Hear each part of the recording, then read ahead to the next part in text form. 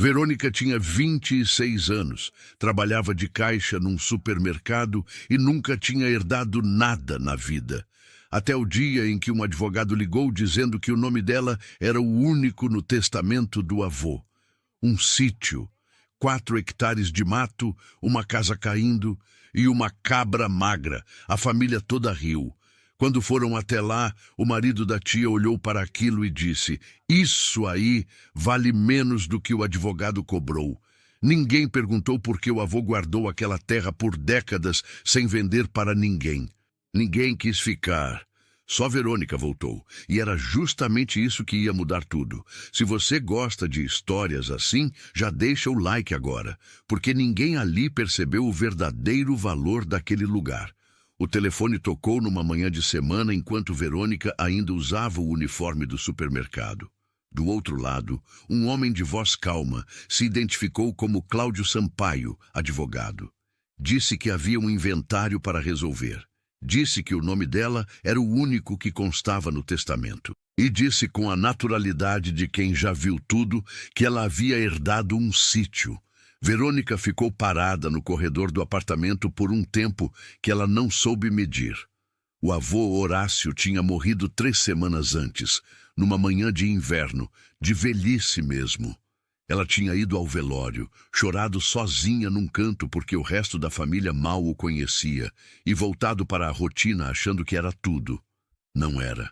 Ela pediu um dia de folga, foi ao escritório do advogado, assinou os papéis que ele indicou e anotou o endereço num pedaço de papel dobrado.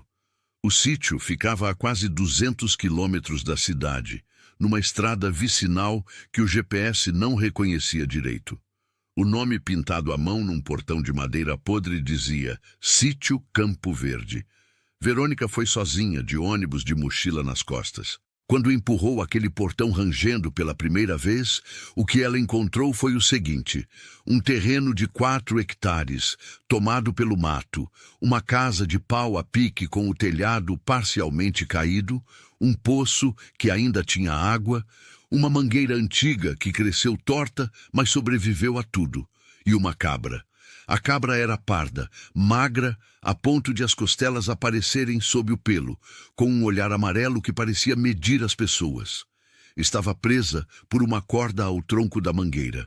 Uma vizinha idosa chamada Dona Idalina, alertada pelo advogado, apareceu pelo lado da cerca com um envelope na mão. Dentro tinha a chave da casa e um bilhete com a letra do avô. 4 palavras. Cuida dela. Fortuna. Verônica olhou para a cabra. A cabra olhou de volta. Naquele fim de semana, a família descobriu a herança.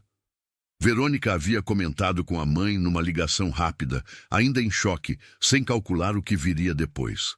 A notícia correu. E as reações foram exatamente o que se podia esperar de gente que nunca pisou naquele sítio, mas tinha muito a dizer sobre ele.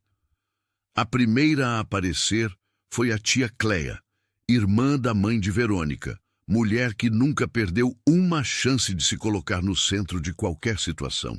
Veio junto com o marido Reginaldo, homem de sorriso largo, que representava construtoras na região e falava sempre como se estivesse numa reunião de negócios. Chegaram num carro caro, ficaram parados na beira da estrada porque a lama não deixava entrar, e olharam para o terreno com uma expressão que era metade pena e metade cálculo. "Isso aqui vale menos do que o advogado cobrou para abrir o processo", disse Reginaldo com a leveza de quem está apenas sendo realista. A tia Cléia cruzou os braços e sacudiu a cabeça devagar. O velho devia ter perdido o juízo no final. Deixar isso aqui para uma menina que nem sabia onde ficava o sítio. A prima adolescente que tinha vindo junto tirou o celular do bolso, fotografou a cabra presa na mangueira e mandou-o no grupo da família com o comentário: "O legado." As risadas duraram dias. Verônica não respondeu nada. Ficou de costas para eles, olhando para o terreno. Mais tarde, quando o carro dos dois sumiu na curva da estrada e o silêncio voltou, ela foi até a mangueira, soltou a corda que prendia a cabra e ficou sentada na soleira da casa. Fortuna ficou parada perto dela, mastigando nada, com aquele olhar amarelo de quem não tem pressa de nada. O sol começava a baixar, os grilos começaram devagar. Verônica não sabia o que ia fazer com aquilo tudo. Não sabia se sabia fazer alguma coisa, mas quando ficou ali naquela soleira com a cabra do lado, sentiu algo que não sentia fazia muito tempo. Uma espécie de chão. Irracional, ela sabia, mas real o suficiente para que ela voltasse no fim de semana seguinte e no seguinte. Numa dessas visitas, Dona Idalina começou a contar histórias de Horácio. Contou que ele aparecia toda semana, mesmo velho, que plantava, colhia, mandava parte para quem precisava. Contou a tristeza quieta que ele tinha por uma família que nunca foi visitar. E contou, quase de passagem, que ele havia mandado fazer uma análise do solo alguns anos antes e que havia guardado o resultado dentro de casa. Numa lata de biscoito, disse Dona Idalina. Ele me falou uma vez. Verônica entrou na casa. Procurou nas prateleiras empoeiradas, nas gavetas que rangiam, nos cantos que ninguém tinha mexido em anos. Encontrou a lata no fundo de um armário baixo, perto da janela. Era uma lata de biscoito de leite, enferrujada nas bordas, com a tampa encaixada com cuidado. Dentro dela havia um documento dobrado em 4, o laudo de análise do solo e um envelope fechado. No envelope, escrito à mão com a letra firme do avô, estava o nome dela. Só o nome dela. Verônica ficou parada com o envelope nas mãos por um longo momento, sem abrir. Lá fora, Fortuna pastava debaixo da mangueira como se aquele dia fosse igual a qualquer outro. O que estava escrito naquele envelope ia explicar por que o avô nunca vendeu aquele terreno. E ia explicar por que Reginaldo havia tentado comprá-lo 3 anos antes, sem que ninguém na família soubesse. A letra do avô era firme, inclinada para a direita, do tipo que se aprendia na escola pública nos anos 50 e nunca se esquecia. Verônica leu a carta 2 vezes antes de conseguir processar o que estava escrito. Horácio sabia que estava ficando velho. Sabia que o coração já não era o mesmo e que os anos pesavam diferente depois dos 80. Por isso escreveu a carta 2 anos antes de morrer, num dia de chuva fina, sentado à mesa da cozinha com uma caneta que precisava ser sacudida de vez em quando. Ele explicava que o sítio era a única coisa que tinha construído com as próprias mãos, que havia chegado àquela terra com nada, havia derrubado mato, aberto poço, plantado o que dava e aprendido o que não sabia, que não queria ver aquilo virar especulação, palavra que ele usou com cuidado, como quem sabe o peso exato dela. E então explicava por que tinha escolhido Verônica. Numa tarde, quando ela tinha 12 anos e ele tinha aparecido na cidade com a sacola de goiabas que sempre trazia, ela tinha ficado sentada com ele no degrau da varanda por horas, sem precisar falar nada, sem perguntar quando ia embora, sem olhar para o relógio, sem parecer que estava esperando outra coisa. Só ficou. E Horácio escreveu que naquele momento soube que ela era a pessoa certa. No final da carta, 3 palavras. O laudo explica. Verônica dobrou a carta com cuidado e colocou de volta no envelope. Ficou olhando para o documento técnico por um momento sem abri-lo. Como quem sabe que o que vem a seguir vai mudar alguma coisa e quer ter um segundo antes de mudar. Depois abriu.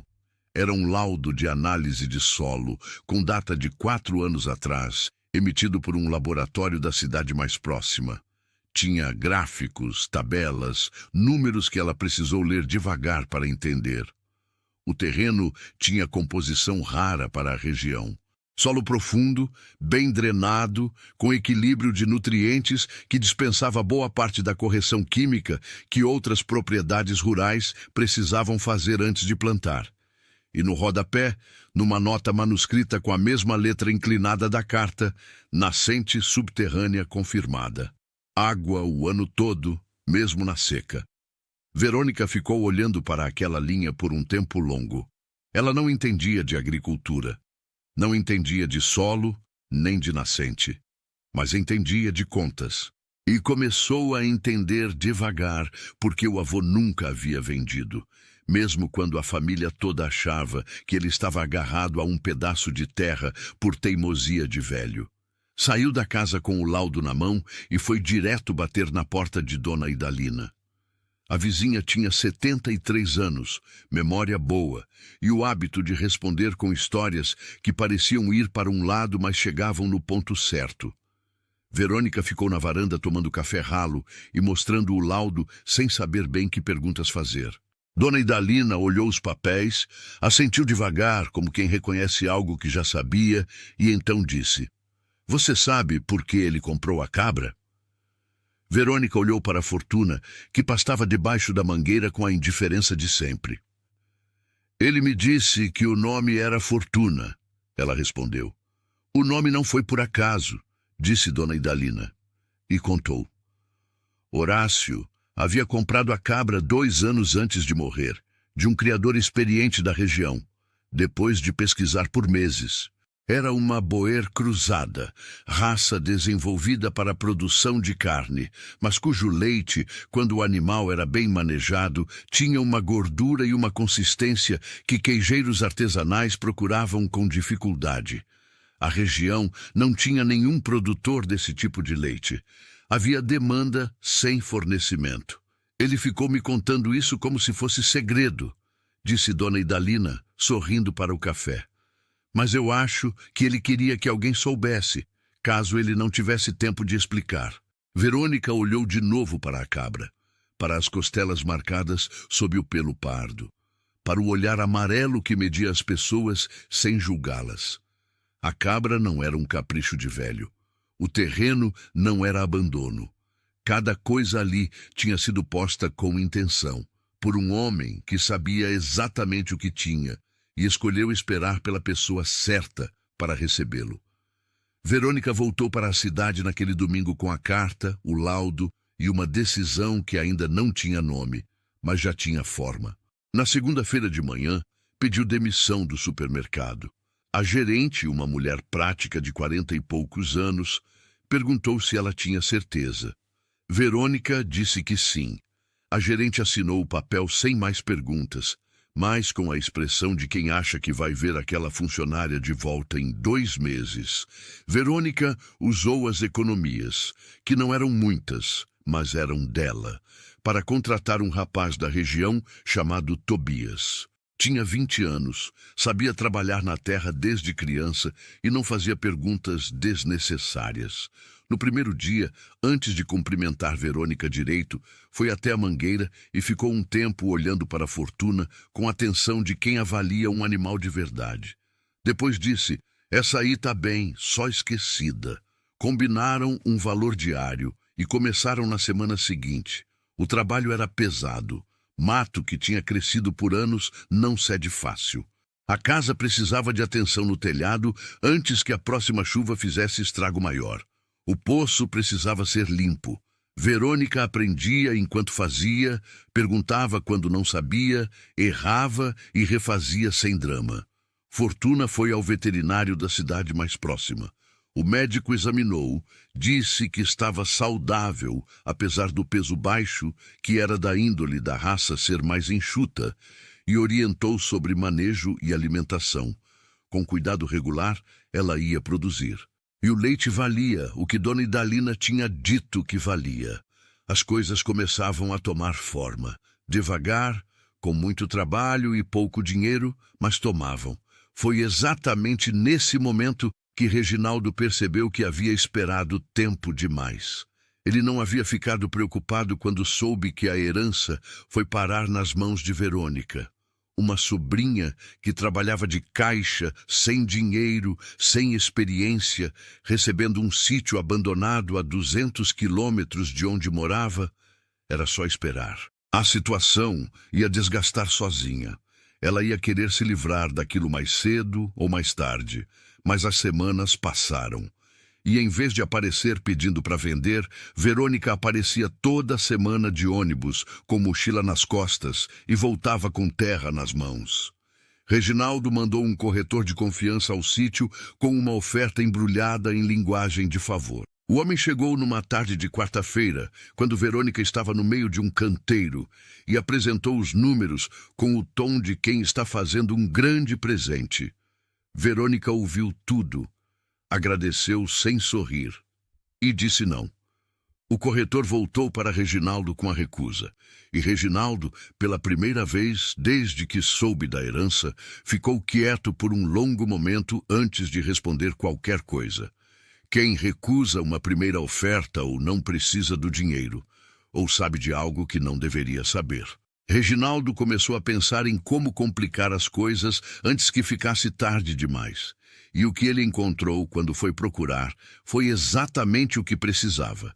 Uma dívida de IPTU acumulada sobre o terreno nos últimos anos em que Horácio estava velho e doente. Pequena, mas suficiente. Com os contatos certos no cartório regional, dava para usar aquilo como alavanca, não para desfazer o testamento, o que seria impossível, mas para protelar o registro da herança.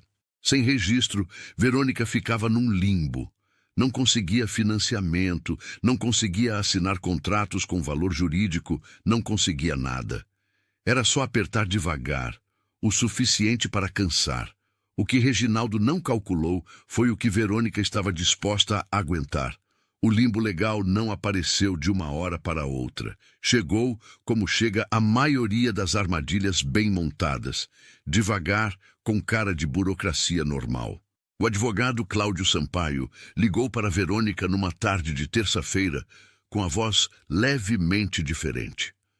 Disse que havia uma pendência no cartório, que a dívida de IPTU sobre o terreno precisava ser regularizada antes que o registro da herança pudesse ser concluído. Que isso era rotina, mas que poderia levar algum tempo dependendo de como o processo andasse. Verônica perguntou quanto tempo. Sampaio hesitou um segundo antes de responder. Disse que era difícil precisar, que dependia do cartório. Ela desligou o telefone e ficou parada na cozinha do apartamento olhando para a parede. Sem registro, ela não conseguia assinar contrato com ninguém.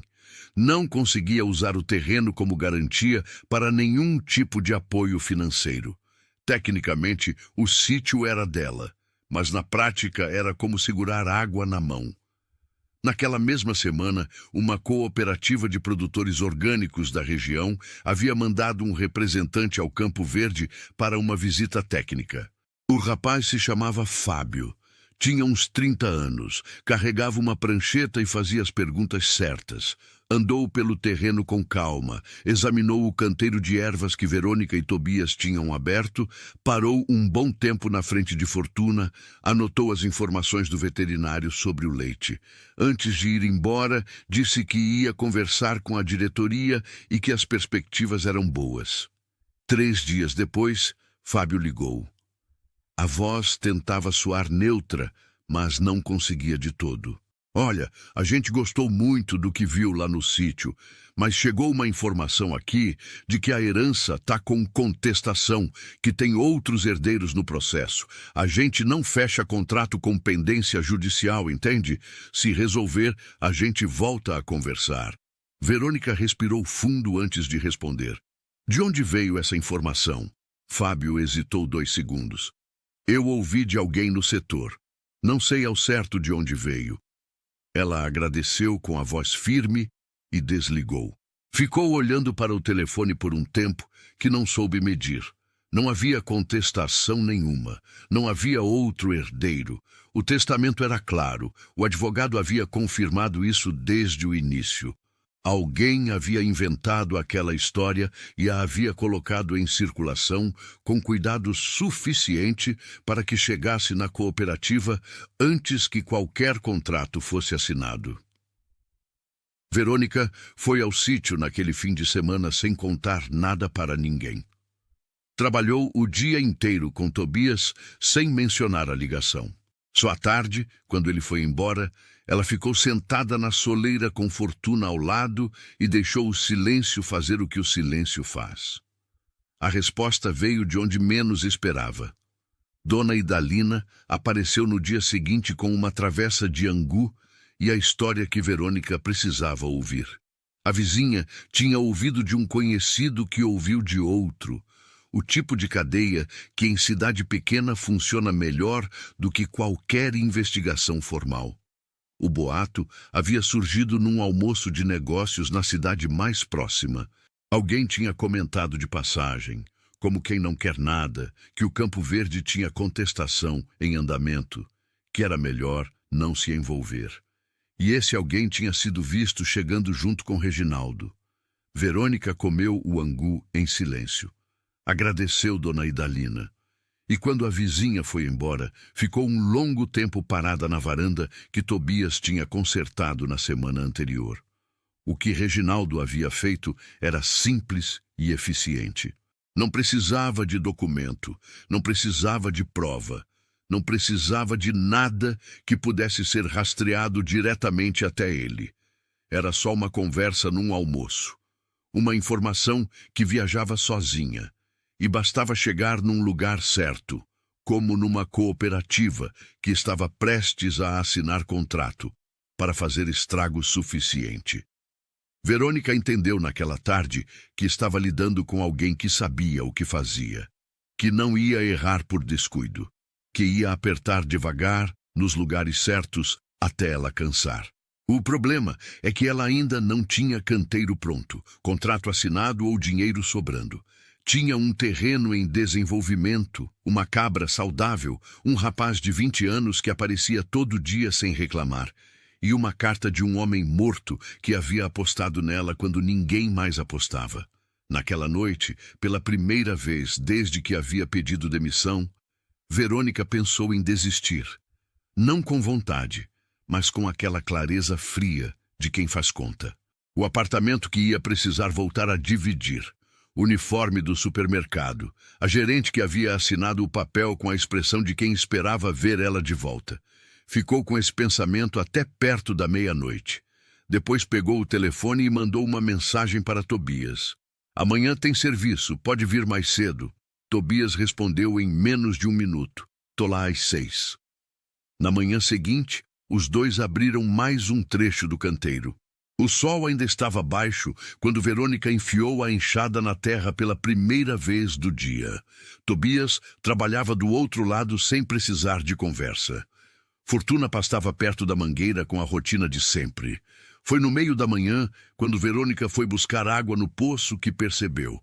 A corda estava no chão perto da mangueira, solta, sem sinal de corte, sem marca de arrebentamento. Como se alguém tivesse desfeito o nó com paciência, ou como se a própria cabra tivesse encontrado um jeito. Fortuna não estava em lugar nenhum. Verônica chamou Tobias sem gritar. Só foi até onde ele estava e disse, com a voz plana de quem ainda não sabe o tamanho do problema. A Fortuna sumiu. Tobias largou a enxada e os dois começaram a procurar. Percorreram o terreno inteiro.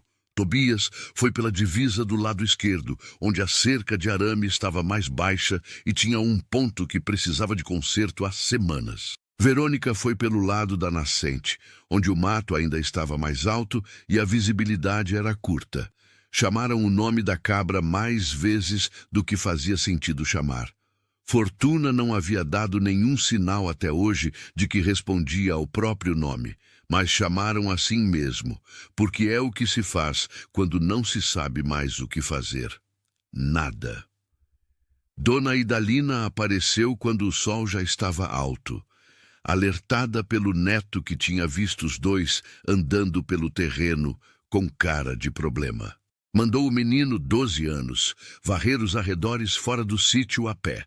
O menino foi sem reclamar, com a seriedade de quem recebeu uma missão importante. Ao meio-dia, nada ainda. Verônica parou na sombra da mangueira e ficou olhando para a corda no chão. Tentou calcular pelo nó, ou pelo que tinha sobrado dele, se havia sido desfeito por fora ou por dentro. Não conseguiu concluir nada. A corda estava apenas solta, como se o mundo tivesse simplesmente decidido que Fortuna podia ir. Tobias voltou com o rosto vermelho de sol e a expressão de quem não tem boa notícia. Disse que tinha verificado o ponto da cerca baixa.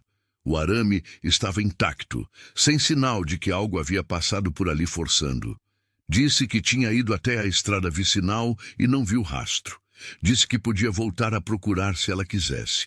Verônica disse que não precisava por hoje, que ele podia ir. Ficou sozinha no terreno pela primeira vez em semanas. Sentou na soleira da casa com as mãos no colo e deixou o silêncio pousar. Lá fora, o fim de tarde ia chegando devagar. Os grilos começavam. A mangueira balançava pouco com um vento que mal existia. Ela sabia, com a parte racional da cabeça, que Fortuna era uma cabra, que cabras somem e aparecem, que animais escapam, vagam, voltam ou não voltam e que a vida continua de qualquer jeito. Sabia disso tudo. Mas Fortuna era o único fio vivo que ainda ligava direto ao avô. Era o contrato que ainda não tinha assinado. Era o queijo que ainda não tinha feito. Era tudo o que o sítio podia ser antes de ser qualquer coisa concreta. E naquela tarde, com o boato de Reginaldo ainda fresco, o registro ainda preso no cartório e a cooperativa fora de alcance, perder Fortuna parecia o tipo de coisa que desequilibra uma pilha que já estava no limite. Verônica não chorou muito. Ela chora pouco, guarda para dentro. Mas ficou até escurecer, sem se mexer da soleira. E pela segunda vez em dias, pensou no apartamento, no uniforme, na gerente que havia assinado o papel sem surpresa. Dessa vez, o pensamento durou mais. Dormiu mal naquela noite. Acordou antes do alarme, ainda escuro, com aquela sensação de peso que a noite ruim deixa no peito. Ficou deitada por um momento, calculando se levantava ou não. Levantou. Chegou ao sítio com a luz ainda baixa e rósea, do tipo que não dura mais de 20 minutos. Tobias ainda não havia chegado. Verônica foi direto para o fundo do terreno, o único canto que não tinham verificado com cuidado no dia anterior. Uma área com pedras antigas empilhadas que formavam uma espécie de meia parede baixa, resto de uma divisão que devia existir ali décadas atrás. O lugar ficava sempre na sombra até quase o meio-dia. Fortuna estava lá, deitada na sombra fresca das pedras, as pernas dobradas sob o corpo, as costelas levemente visíveis sob o pelo pardo como sempre. Quando Verônica chegou perto, a cabra levantou a cabeça e ficou olhando com aquele olhar amarelo de quem não deve explicação a ninguém. Depois se levantou devagar, sacudiu o corpo uma vez e voltou a pastar como se nada tivesse acontecido. Verônica ficou parada com as mãos nos joelhos por um minuto inteiro. Quando Tobias chegou e ela contou, ele sorriu com o canto da boca e disse apenas: Ela foi descansar. Verônica não respondeu, mas sentiu alguma coisa afrouxar no peito, o tipo de coisa que só afrouxa quando a tensão passa e você percebe o quanto estava segurando. Trabalharam o dia inteiro. À tarde, Verônica foi até a cidade de ônibus e entrou no escritório do advogado sem avisar. Cláudio Sampaio estava na mesa, com papéis espalhados e o semblante de quem é interrompido com frequência, mas aprendeu a não demonstrar. Verônica sentou na cadeira da frente, sem esperar ser convidada, e foi direta. Disse que sabia que havia interferência externa no processo do cartório. Disse que tinha fundamento para acreditar nisso, sem entrar em detalhes sobre a fonte. E disse que queria saber o que era possível fazer. Não daqui a 3 meses, agora. Sampaio a ouviu sem interromper. Quando ela terminou, tirou os óculos, limpou as lentes devagar com um pano e colocou de volta. Disse que já havia suspeitado que o travamento no cartório não era só burocracia. Disse que havia instrumentos legais para pressionar o andamento do processo. Requerimentos formais, prazos que podiam ser cobrados, recursos que podiam ser apresentados. Disse que ia custar dinheiro. Verônica perguntou quanto. Ele deu um número. Ela ficou quieta, calculando por alguns segundos. O número cabia no que ainda restava das economias. Por pouco, e desde que mais nada saísse errado, até o registro ser concluído. E a dívida do IPTU? Ela perguntou. Precisa ser quitada primeiro. Sem isso, o processo não anda. Quanto? Ele disse o valor. Verônica somou os dois números na cabeça. Ficou exatamente no limite do que tinha. Pode começar na segunda-feira, ela disse. Sampaio assentiu com a cabeça e abriu uma gaveta para pegar um formulário. Antes de começar a escrever, olhou para ela por um momento com uma expressão que não era exatamente surpresa, mas era alguma coisa parecida com respeito. Seu avô escolheu bem, ele disse, e voltou para os papéis. Verônica voltou para o sítio de ônibus com o recibo do pagamento do IPTU no bolso e nada mais sobrando na conta. Do lado de fora do portão, Fortuna estava visível lá no fundo, pastando perto da mangueira como se fosse qualquer tarde de qualquer dia. 6 semanas. Era o que Sampaio havia dito que o processo podia levar. 6 semanas trabalhando sem garantia, sem contrato, sem rede embaixo. Verônica empurrou o portão, que rangeu como sempre, e entrou. A primeira semana passou sem novidade. Isso por si só já era alguma coisa. Verônica aprendeu cedo que no sítio o silêncio tem textura diferente do silêncio da cidade. Na cidade, silêncio é ausência. No Campo Verde, silêncio é quando nada está dando errado e você aprende a valorizá-lo.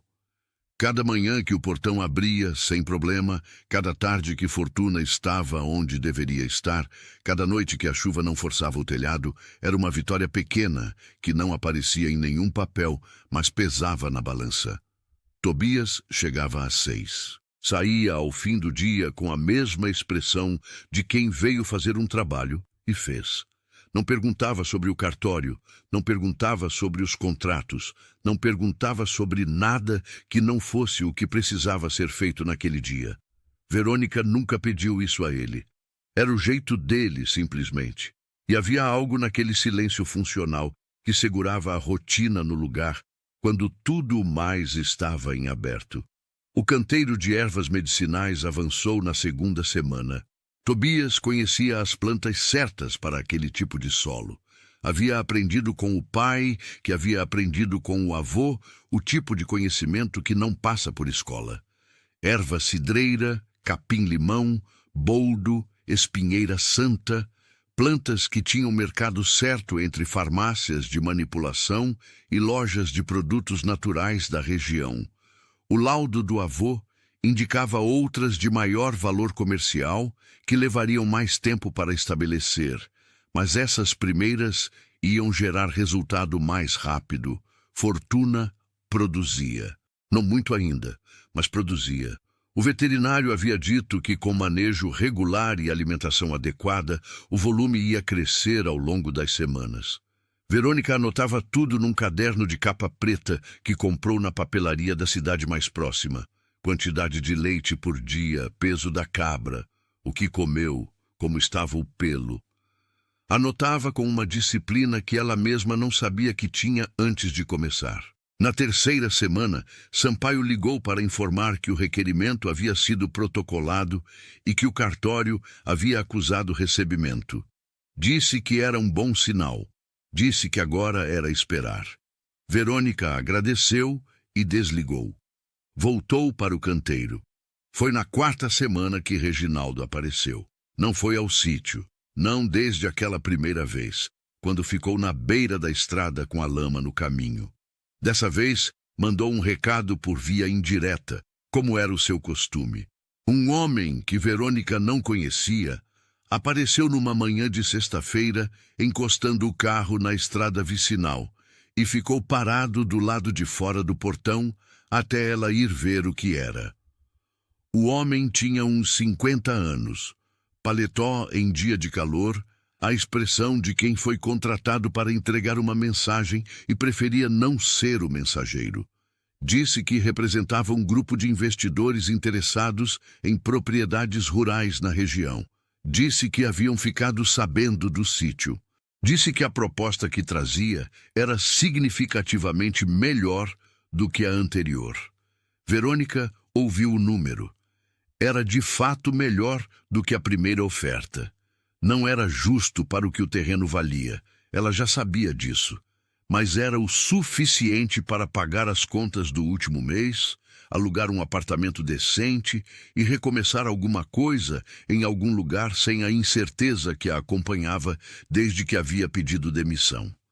O homem esperou enquanto ela ficava em silêncio. Verônica olhou para o terreno por um momento. Fortuna estava visível lá no fundo, perto da mangueira. Tobias estava de costas, trabalhando no canteiro sem ter percebido o carro na estrada. Não, ela disse. O homem assentiu com a cabeça como quem esperava essa resposta, mas precisava confirmar. Entrou no carro e foi embora sem mais conversa. Verônica ficou parada no portão por alguns minutos depois que o carro sumiu na curva. Depois foi ajudar Tobias no canteiro. Naquela noite, deitada no apartamento que ainda dividia com a amiga, Verônica fez a conta de quanto tempo aguentava sem renda. A resposta não era confortável. Tinha para mais algumas semanas, com cuidado. Depois disso, precisava de algum resultado. Qualquer resultado, ou ia precisar tomar uma decisão que não queria tomar. O telefone tocou enquanto ela ainda estava com a calculadora do celular aberta. Era Fábio, da cooperativa. A voz estava diferente da última vez, menos cautelosa, mais direta. Soube que a pendência lá no cartório está encaminhada. Queria saber se é verdade. Verônica ficou quieta por um segundo. Está encaminhada, ela disse. Não tem contestação nenhuma de herança, nunca teve. Fábio ficou em silêncio por um momento. Eu imaginei, ele disse. Aquela história não fechava direito. Olha, eu não posso prometer nada antes do registro sair. Mas se sair, a gente quer voltar a conversar. O que a gente viu lá no sítio era sólido. Verônica agradeceu com a voz firme. Quando desligou, ficou olhando para o teto por um tempo. Era pouco. Era uma conversa, não um contrato. Era uma porta entreaberta, não uma garantia. Mas era alguma coisa. Na quinta semana, o telhado da casa cedeu num canto que Verônica ainda não havia conseguido reformar. A chuva da madrugada entrou por uma área de quase 1 metro quadrado e encharcou parte do chão de terra batida da sala. Verônica chegou pela manhã, avaliou o estrago, foi à cidade comprar telha e voltou com Tobias para resolver antes da chuva da tarde. Resolveram. Custou o que ela não tinha planejado gastar. Mas resolveram. Na manhã do 42º dia, desde que Sampaio havia protocolado o requerimento. Verônica havia parado de contar depois da 3ª semana, mas o número ficou guardado em algum lugar da cabeça. O telefone tocou às 14 horas. Era Sampaio. Disse uma frase curta. O registro havia saído. Verônica estava de joelhos no canteiro quando atendeu, com terra até o cotovelo. Ficou nessa posição por um momento depois de desligar, olhando para a própria mão suja. Depois levantou, foi até o poço, lavou as mãos devagar e ficou olhando para a água escorrer entre os dedos. Tobias percebeu que algo havia acontecido pela forma como ela ficou parada. Perguntou com a sobrancelha, sem usar palavra. Saiu o registro, ela disse. Ele assentiu, pegou a enxada e voltou ao trabalho. Verônica ficou parada mais um momento. Depois foi pegar a própria enxada. Tinha uma ligação para fazer ainda hoje, e desta vez ia fazer pessoalmente. Verônica não ligou para Fábio, ligou direto para a cooperativa e pediu para falar com o responsável. A recepcionista perguntou o assunto. Verônica disse que era sobre uma proposta de fornecimento para a área de ervas medicinais e laticínios artesanais. A recepcionista pediu que aguardasse. 2 minutos depois, uma voz de homem mais velho atendeu. Armando se identificou, diretor da cooperativa. Verônica se apresentou, disse o nome do sítio. Disse que o registro de herança havia sido concluído e que não havia nenhuma contestação em andamento. Nunca havia. Disse que gostaria de agendar uma reunião presencial para apresentar uma proposta. Armando ficou um momento em silêncio antes de responder. Pode vir amanhã de manhã? Ele disse. Verônica foi de ônibus. Chegou às 8:30 da manhã. Esperou 40 minutos numa cadeira de plástico na recepção, sem demonstrar impaciência. Quando Armando apareceu, era um homem de 50 e poucos anos, cabelos brancos nas têmporas, o passo de quem não tem pressa, porque já aprendeu que pressa raramente resolve. Ele a cumprimentou com a mão, olhou para a mochila nas costas e a levou para uma sala pequena, com uma mesa e 4 cadeiras. Verônica abriu a mochila e colocou na mesa, um por um, o laudo de análise do solo com a nota do avô sobre a nascente, o relatório do veterinário com os dados de composição do leite de Fortuna, o caderno de capa preta com os registros das últimas semanas, quantidade produzida, evolução do peso da cabra, data de início do canteiro e projeção de primeira colheita das ervas. E, por último, uma proposta escrita à mão de 3 páginas, com volumes, prazos e condições. Armando pegou cada documento e leu com atenção. Não comentou enquanto lia. Quando terminou, deixou os papéis na mesa e ficou olhando para eles por um momento. "Você fez isso tudo sozinha?" ele perguntou. "Com a ajuda de um rapaz da região", ela disse. "E do meu avô, que fez a parte mais difícil antes de mim." Armando assentiu devagar. "Eu preciso ver o sítio antes de decidir qualquer coisa." "Quando o senhor quiser." Ele foi na semana seguinte, numa manhã de terça-feira, com Fábio ao lado e uma prancheta que não chegou a usar. Verônica os esperou no portão e os guiou pelo terreno sem pressa. O canteiro de ervas em fase de desenvolvimento, a nascente que Tobias havia desobstruído para que ficasse visível, a casa restaurada no que era urgente, o poço limpo. Pararam em frente à Fortuna. A cabra estava debaixo da mangueira, mastigando com aquele olhar amarelo de sempre, as costelas levemente marcadas sob o pelo pardo. Armando ficou parado, olhando para ela, por mais tempo do que Verônica esperava. Fábio fez anotações na prancheta sem dizer nada. "Ela é menor do que eu imaginei", disse Armando. "O veterinário diz que é a índole da raça", disse Verônica. "Mas o leite tem a composição certa, está no relatório." Armando olhou para a Fortuna mais um momento. Então virou para Verônica com uma expressão que não era exatamente surpresa, mas era alguma coisa próxima de reconhecimento. "Seu avô sabia o que tinha aqui", ele disse. "Sabia", ela respondeu.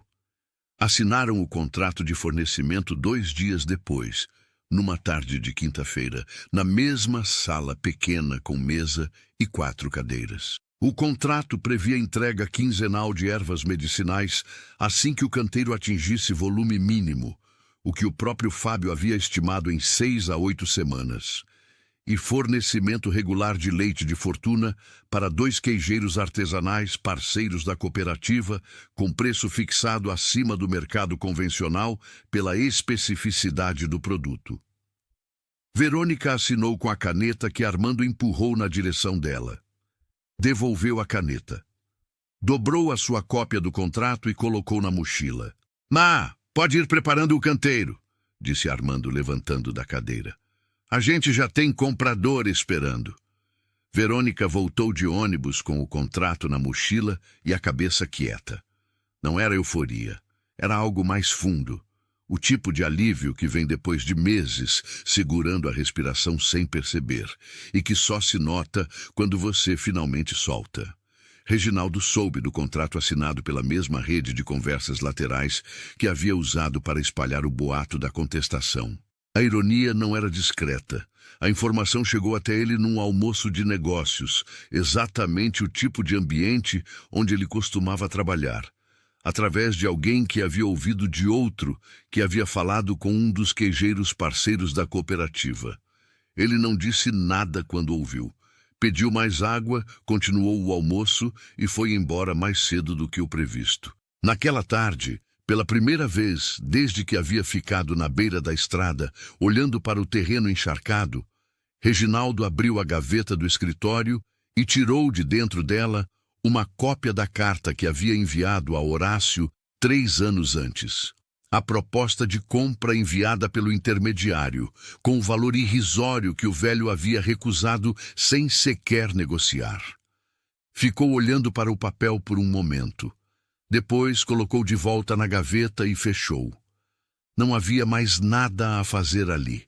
O registro estava concluído, o contrato estava assinado e a menina que ele havia calculado que ia cansar antes do fim do primeiro mês estava colhendo erva no canteiro do sítio que ele havia tentado comprar por menos do que valia. Alguns erros não se desfazem, ficam. O que Reginaldo não sabia, e nunca chegou a saber, era que Verônica havia encontrado a cópia daquela mesma carta numa caixa de sapato durante a limpeza da casa. A carta com o carimbo do intermediário, a data de 3 anos atrás, e o valor oferecido que Horácio havia recusado sem escrever uma palavra em resposta. Verônica havia entregado a carta ao advogado Cláudio Sampaio, que a guardou numa pasta própria a pedido dela, para o caso de precisar algum dia. Até agora não havia precisado, mas estava lá. Alguns recados não precisam ser ditos em voz alta para serem ouvidos. Faltava uma coisa, a última, a que Verônica havia pensado desde o começo, mas deixado para o momento certo. Tobias apareceu na manhã seguinte com 2 tábuas de madeira e um pote de tinta preta. Perguntou que letra ela queria. Verônica disse que a dele estava boa. Levaram 1 hora para pregar a placa nova no portão, logo abaixo do nome do sítio pintado à mão pelo avô. Em letras menores, firmes, sem enfeite, queijo Fortuna, leite de cabra artesanal. O portão rangeu quando fechou. Fortuna pastava lá no fundo, sem olhar para ninguém. Faltava um capítulo. O que a família ia encontrar quando chegasse na feira. A feira de produtores acontecia numa praça coberta a 40 quilômetros do Campo Verde, numa manhã de sábado com sol forte e brisa que não resolvia o calor. Verônica chegou cedo, antes de a maioria das bancas estar montada com uma caixa de papelão, um tecido de linho bege dobrado em 4 e 2 tábuas de madeira que Tobias havia lixado durante a semana. Montou a banca devagar, sem pressa. O tecido sobre as tábuas, 3 potes de vidro com ervas secas, erva cidreira, capim-limão e espinheira santa, etiquetados à mão com o nome da planta e o nome do sítio. 2 queijos redondos que um artesão parceiro da cooperativa havia produzido com o leite de Fortuna, cada um com um cartão de papel escrito à mão, indicando a origem e o preço. O preço não era barato. Verônica havia calculado com cuidado e chegado num número que era justo para o que o produto era, não para o que as pessoas estavam acostumadas a pagar por queijo de prateleira. Do lado de fora da feira, amarrada a um poste de sombra com uma corda nova, estava Fortuna. Verônica havia decidido isso na semana anterior e Tobias havia concordado sem comentário. Seria injusto deixar a cabra em casa no dia da estreia. Fortuna ficou parada na sombra, com o olhar amarelo de costume, as costelas levemente visíveis sob o pelo pardo, completamente indiferente ao movimento das pessoas passando. As primeiras horas foram calmas. Alguns curiosos paravam, liam as etiquetas, perguntavam sobre as ervas. 2 mulheres compraram os potes de erva cidreira. Um senhor de chapéu perguntou sobre o queijo, ouviu a explicação sobre Fortuna, olhou para a cabra lá fora com expressão avaliativa e comprou metade de um dos 2 queijos. Uma fila pequena, mas real, foi se formando devagar. Foi quando a prima apareceu. Vinha com uma amiga, as 2 de óculos escuros e chinelo, fazendo o circuito da feira sem pressa. Quando reconheceu Verônica, parou com aquela expressão de quem não sabe o que fazer com o próprio rosto. Olhou para a banca, olhou para os potes, olhou para o cartão com o preço do queijo e ficou parada por alguns segundos. A amiga inclinou o corpo e disse em voz baixa, mas não baixa o suficiente: "É ela?" A prima respondeu que sim com um movimento de cabeça, quase imperceptível. A amiga olhou para o queijo de novo. "Nossa, tá caro." Foi nesse momento que uma mulher de uns 50 anos, que estava esperando do lado, pegou um dos queijos com a naturalidade de quem já sabe o que quer e disse, sem se dirigir a ninguém em especial: "Caro é o do mercado, que não presta." Colocou na sacola, pagou o valor exato sem pechinchar e foi embora. A prima ficou olhando para o espaço que a mulher havia deixado. Depois, olhou para Verônica, que estava atendendo a próxima pessoa na fila sem ter prestado atenção em nenhum dos dois. A prima não comprou nada. Foi embora rápido com a amiga, mas Verônica a viu parar uns 10 metros adiante, tirar o celular do bolso e fotografar a banca de longe. Não disse nada. Virou para o próximo cliente. 20 minutos depois, a tia Cléia apareceu. Veio sozinha, sem avisar, sem Reginaldo. Morava na cidade mais próxima e ia àquela feira com frequência. Conhecia cada banca, sabia cada preço. Quando viu Verônica do outro lado da praça, diminuiu o passo antes de parar completamente. Ficou parada por uns 3 segundos, tempo suficiente para 4 ou 5 pessoas passarem entre elas, e então atravessou devagar. Chegou na banca sem pressa. Olhou para os potes de ervas, leu as etiquetas com atenção. Olhou para o queijo que sobrou. Leu o cartão com a origem. Olhou para a fila que ainda tinha 2 pessoas esperando. Uma das mulheres na fila comentou para a outra, sem baixar a voz: "Esse queijo aqui é de cabra artesanal. Dizem que é o primeiro da região." A tia Cléia não respondeu. Ficou de costas para ela, olhando para a banca. Depois olhou para a Fortuna do lado de fora. A cabra estava de costas naquele momento, pastando com a indiferença habitual, as costelas levemente visíveis sob o pelo. A tia ficou olhando para a cabra por um momento que durou mais do que qualquer um esperava. Então, pegou o último queijo. Colocou na frente de Verônica sem pedir preço, sem perguntar nada. Abriu a carteira e contou o valor exato, nota por nota, com cuidado. Quando guardou o troco, ficou de cabeça baixa por um segundo antes de olhar para cima. "Ficou bonito o que você fez aqui", disse em voz baixa, sem olhar nos olhos. E foi embora antes que Verônica conseguisse responder qualquer coisa. Verônica ficou olhando para o espaço onde a tia havia estado. Uma cliente nova chegou do lado e perguntou se ainda tinha queijo. Verônica olhou para a banca. Não tinha mais nenhum. "Acabou", ela disse. A mulher fez uma expressão de decepção genuína e perguntou quando haveria mais. Verônica disse que na próxima feira. A mulher pediu para anotar o nome do sítio. Verônica pegou um pedaço de papel, escreveu à mão e entregou. A mulher dobrou o papel, guardou na bolsa e foi embora lendo o nome em voz baixa para si mesma: Campo Verde. O queijo havia esgotado antes do meio-dia.